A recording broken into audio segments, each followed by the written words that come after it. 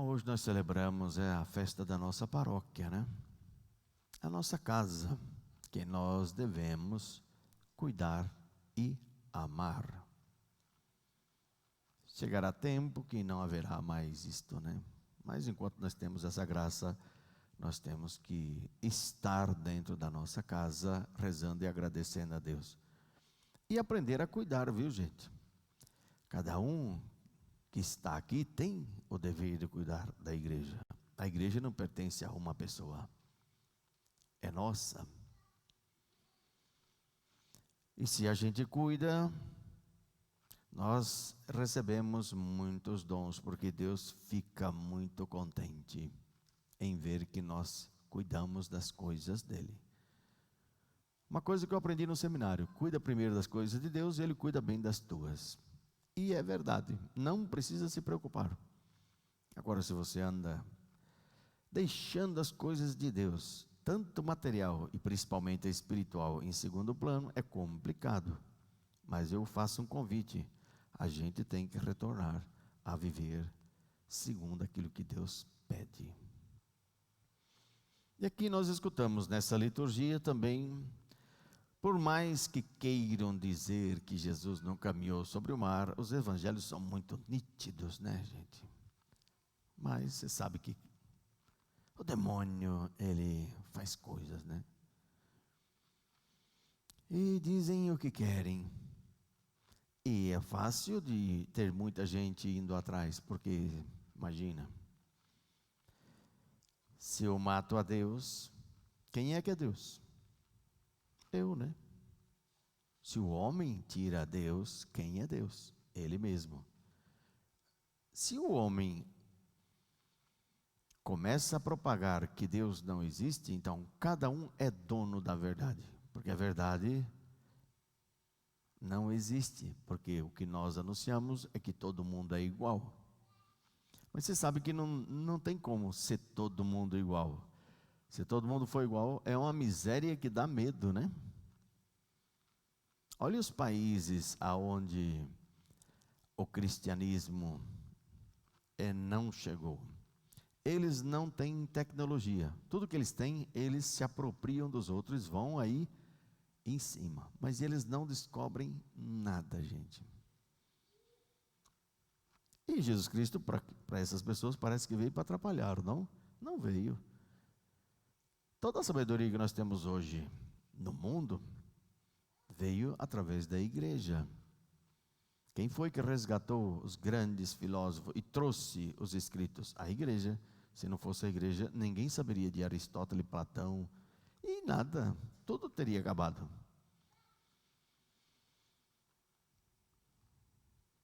A igreja criou uma santa biblioteca, aonde tinha tudo. Constantinopla reuniu todos os escritos importantes sobre construção, sobre como fazer uma arquitetura que sobrevive a terremotos, tantas coisas. Dizem até, ninguém sabe, até que a cura do câncer havia, né? Tinha uma facilidade de entender, mas ninguém pode provar isto. Por quê? Tacaram fogo, queimaram tudo. Isso sim é retroceder, né? Mas a igreja, tudo que ela pôde copiar e levar à frente, ela fez. Mas os muçulmanos, chegando lá, olharam para a biblioteca de Alexandria e falou: se isso que está aqui não está no Alcorão, que é a Bíblia deles, né? Então é coisa que não presta. E se já está no Alcorão, então para quê? Então quer dizer, não tinha solução, né? Eles tinham que tacar fogo mesmo, queimaram tudo. E se perdeu ali muitos milênios de sabedoria. Eu, sinceramente, de vez em quando eu vejo nos estudos, descobrem coisas que nós estamos descobrindo agora, eles já sabiam lá 3.000 anos atrás. Que diacho? Como é que eles tinham essa tecnologia? Quer dizer, nós estamos 3.000 anos atrasados, né? Atrasamos muito, mas ninguém pode falar mal deles, né? Porque se fala, eles vêm e matam. Mas Jesus Cristo, a única coisa que faz Ele faz com que o homem tenha vida eterna, já começando aqui. E é uma pena, né, que as pessoas que vêm à igreja não querem isto, né? Para que, hein, gente? A gente vive, hein? Qual o sentido da existência? Se não é para Deus, louvar a Deus e bendizer a Deus, você ver uma nuvem e bendizer a Deus, ver a paisagem e bendizer a Deus, se a tua vida não é assim, está fora de cálculo, hein? Eu tenho comigo que as pessoas levantam, olham para o dia e é de direito, né, gente? Gente, isso é ruim, para com isso. Como que é de direito você ver um dia belíssimo, um sol radiante e não parar um pouquinho e falar, Senhor, muito obrigado, Senhor. Como o Senhor sabe fazer as coisas, o Senhor sabe, né? Porque Deus está no louvor e na bênção, né? Então, quando a pessoa não faz isso, vai me dizer que tem Deus? Impossível. Ver uma paisagem e não se voltar para Deus. Bom, se a criatura é bela, imagina o Criador, né? Como não se apaixonar por Deus quando a gente para olhar o que Ele fez? Agora, se você não corre atrás e não se dedica a isso, nunca terás essas experiências. E é belíssima essa experiência. Que o Senhor nos conceda cada vez mais, né? Vocês viram que mataram Santo Estevão. Vão matar, né? Vocês estão julgando, não tem problema. Santo Estevão não falou nada daquilo, mas eles colocam mentira na boca dele, né? Mas eles olham para ele e percebem que ele não tem nada disso. Mas não adianta. Não adianta, quando se coloca rótulo numa coisa, não adianta. E ele vai morrer. Só que ele vai dizer o porquê. E vai chamá-los de assassinos. E vai dizer, eu estou vendo agora, imagina, Deus lhe deu a graça de ver a Santíssima Trindade, Deus Pai e o Filho, sentado à sua direita. Aí eles não aguentam essa conversa, porque imagina, esse homem que morreu na cruz está fazendo parte de Deus, à sua direita. Impossível. Aí eles começam a jogar terra para cima, urrar como uns ursos e partem para cima do coitado e arrancam praticamente toda a sua roupa e começam a jogar pedras. E a roupa fica nos pés de São Paulo, que está lá assistindo, concordando. É isso mesmo. E que maravilha que Santo Estevão faz com São Paulo, hein? Ele dá o perdão a todos aqueles que estão matando. E São Paulo estava ali, estava concordando. O que São Paulo ganha com isso? Ele se torna um grande apóstolo. Será que se Santo Estevão não tivesse perdoado aqueles que estavam matando São Paulo, teria essa graça? Muito difícil, hein? Muito difícil, ninguém sabe. Mas há uma grande discussão a respeito disso. Talvez, quase certeza que não. Deus chamaria talvez outra pessoa, mas nós não sabemos. Mas a graça de Santo Estevão ter dado perdão foi aonde o Senhor se aproximou de São Paulo para fazer ele um vaso de escol. Devo mostrar a ele, engraçado, né? Devo mostrar a ele quanto se deve sofrer pelo meu nome. Se deve sofrer pelo nome de Cristo. Tem gente que não sofre pelo nome de Cristo. Sofrimento pode ser de várias formas, gente. Pode ser porque você está debatendo, pode ser porque você está defendendo a fé, e pode ser que seja porque você está apanhando e morrendo mesmo. Seja como for, é uma morte terrível você ter que enfrentar os lobos do mundo. Se você for parar para pensar por que Jesus Cristo é tão odiado, você começa a ver que existem coisas dentro de ti que você não enxergava. Começa a meditar. Por que será que o mundo não gosta do Senhor? O que ele fez de mal, se ele fez tudo bem? Ele lesou alguém? Não. Ele prejudicou? Não. O que ele fez? Aí você começa a perceber e começa a ver que você também faz parte das coisas do mundo, que você também é do mundo, que você também tem carne e que você também tem vontade.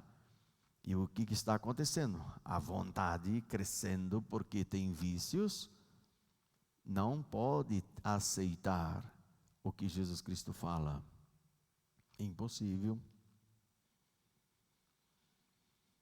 E eu convido a todos nós que estamos aqui dentro da igreja, hoje chegando em casa, pelo menos dedique um tempo de oração pela igreja, não só a nossa paróquia, né?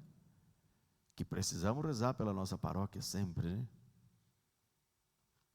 São Cura de Arnes, quando ele chegou em Arnes, onde só tinha 181 ou 82, não sei, um número pequeno de cidadãos ali, era um povoadinho, e ele, a igreja toda suja, imagina, tinha sido perseguida, os padres mortos, a igreja ficou fechada, o povo já não ia à igreja, tinha mais de 20 e poucos anos, ninguém nem sabia mais o que era missa, o povo nem entendia direito. Imagina, chega esse padre e tem que abrir essa igreja e vai fazer limpeza, não tem ninguém para ajudar ele, e ele começa a lavar, limpar e tudo mais.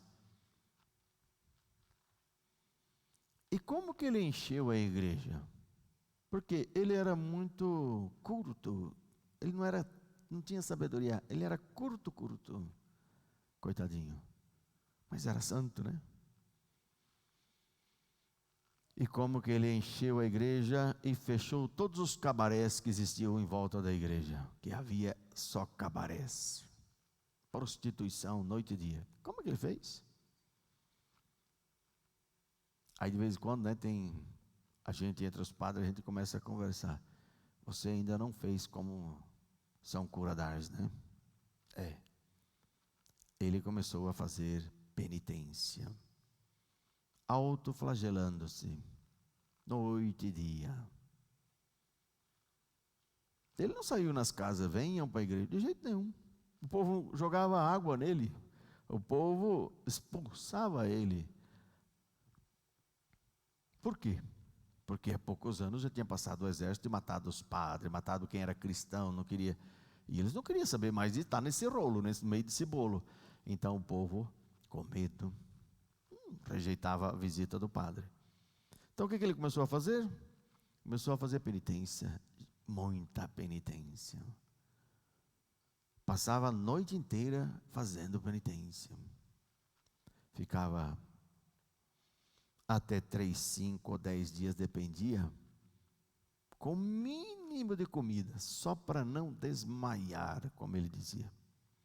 E assim, a igreja foi enchendo.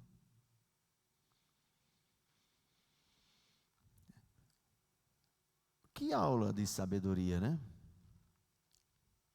O que ele está dizendo? Que se eu me ofereço a Deus, Deus move o coração. Se eu me isso a igreja sempre ensinou, gente. Se eu me ofereço pelo outro e ao céu, ele vai ao céu, viu?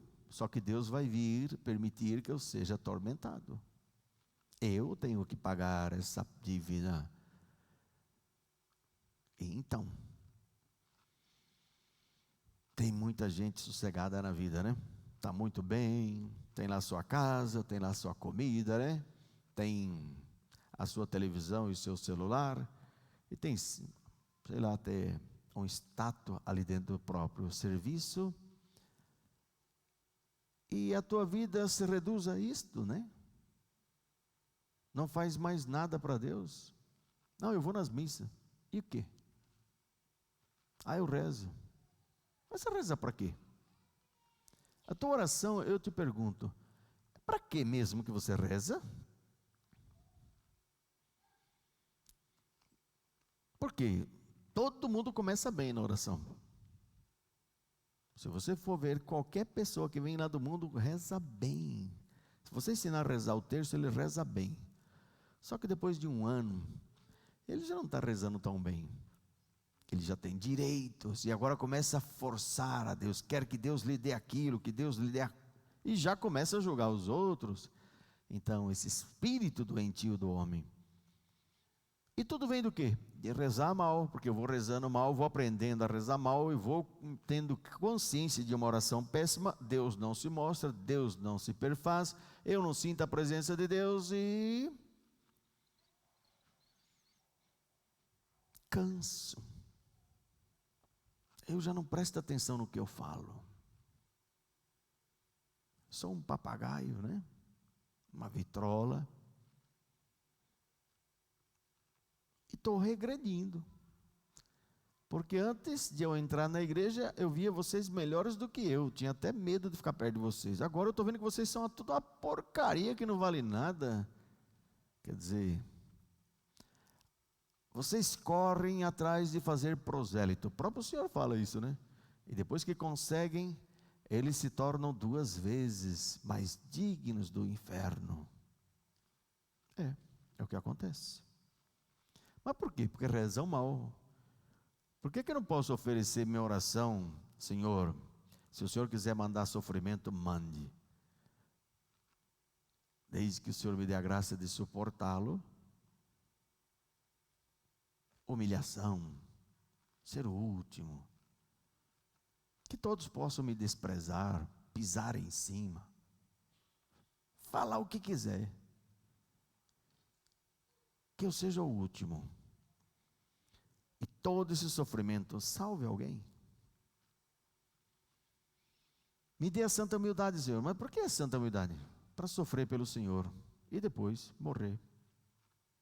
E só por uma infinita misericórdia o Senhor me coloca no purgatório, porque o meu lugar não é aquele, o meu lugar é o inferno. As pessoas não rezam assim, as pessoas rezam para pedir coisas, para pedir, sabe, paz espiritual. Todo mundo quer paz espiritual, só que você pede, Deus não lhe dá. Tranquilidade, a presença de Deus, sentir, sabe, como Deus me ama. Você vai pedir a vida toda e nunca vai ter, porque não é esse o caminho, você está indo num caminho totalmente diferente. O Senhor está querendo que você reze como São Cura d'Ars, se oferecendo pelos outros. Muitos pais fazem errado, né? E muitos filhos também. Porque os filhos só sabem choramingar, porque o meu pai e minha mãe. E muitos pais a mesma coisa, parece 2 crianças grandes, né? Só cresceram um pouco mais, tem um pouco mais de idade, mas é tudo igual. O sentimento parece que é a mesma porcaria. Não.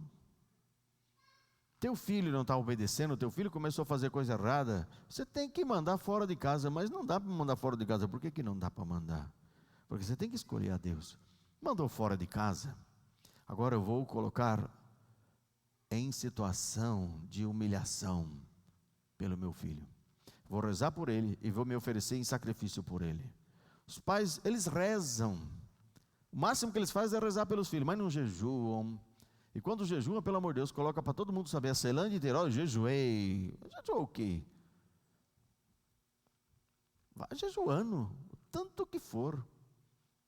Deixe de comer o que você gosta, deixe de fazer o que você gosta, faça coisas que você detesta.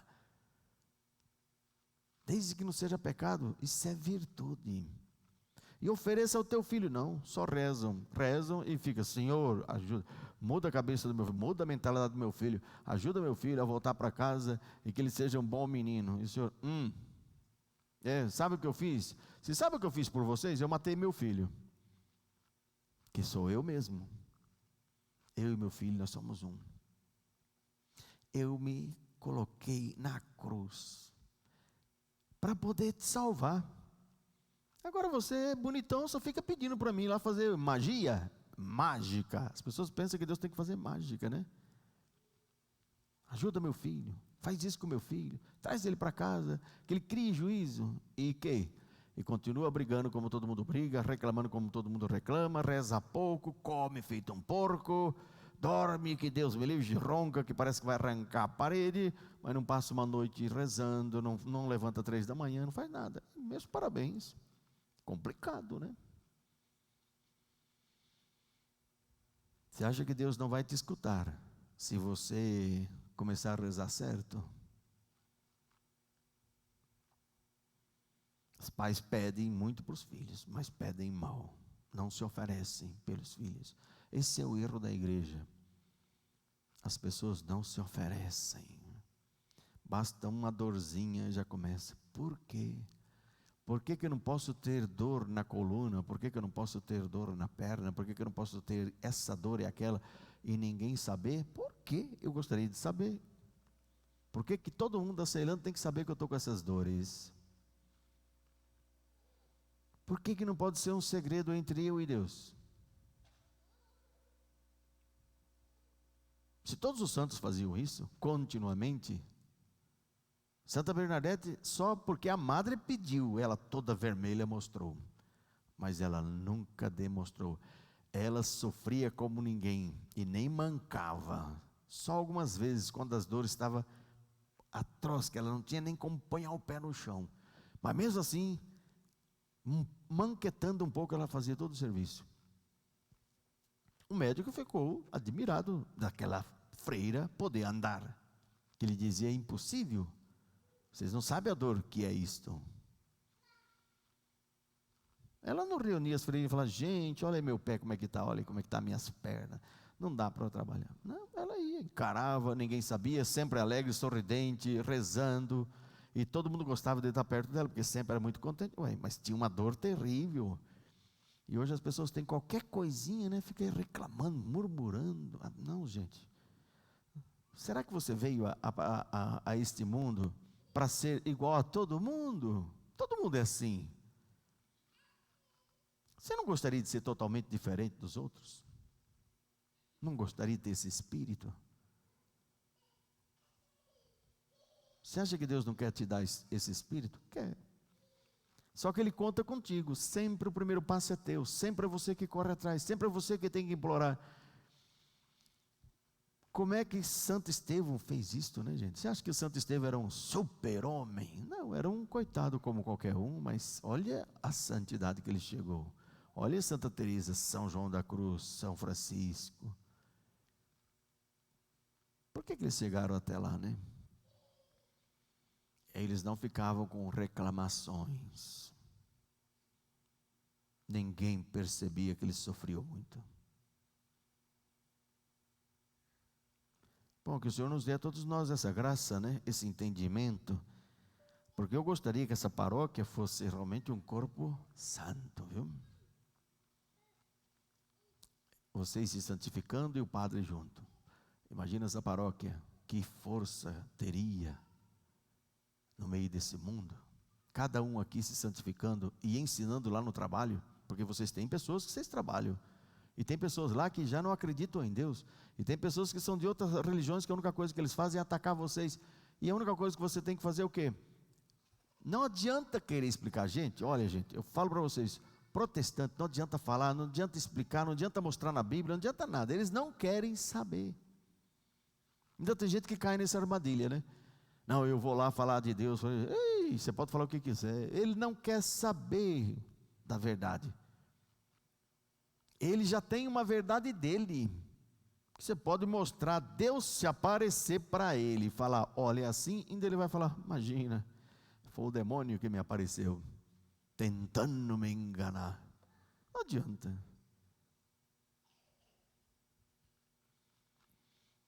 Já contei para vocês no Mato Grosso, né, que de repente a igreja tinha os vasculantes, amanheceu a missa das 7 da manhã, cheia de panfleto, todo mundo lendo, ali falando mal da igreja católica, da Inquisição, de tudo, né?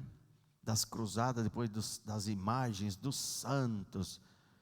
Nossa Senhora, fala tudo que eles falam, né? Catamos tudo aquilo lá. Depois eu falei, eu vou pegar, me dê só um, que eu vou responder pergunta por pergunta. Fiz um livrinho pequeno, acho que 11 páginas, respondendo todas as perguntas. Usei a Bíblia. Tudo que eu fui respondendo, não vou falar vou usar a Bíblia. Então, tudo que eles falavam, eu usava a Bíblia. Depois eu colocava a parte embaixo, eu escrevia, discorria sobre aquilo lá. E mandei entregar ao pastor. Pois o pastor, depois de uns, não sei quanto tempo, mas uns 4, 5 meses, eu acho, muito tempo depois, vem ele lá. Eu nem sabia, pensei que ele ia confessar, entrou na sala lá. Então, foi o senhor que escreveu esse livro e mandou entregar para mim. Eu sou o pastor. Ah, muito bem. E o que você achou? Olha, nós estávamos reunidos lá em Presidente Prudente. Pastores, toda essa região, nós estávamos uma média aí de 60, 50, 60, assim, praticamente 2 vezes por semana, lendo o seu livro e discutindo. E nós chegamos a uma conclusão que você está totalmente certo. Aí eu falei, não, eu quase caí da cadeira quando ele falou isso. Como é que é? Vocês acharam? Sim, não tem nenhum furo, está tudo correto, tudo bem explicado. Tudo certo.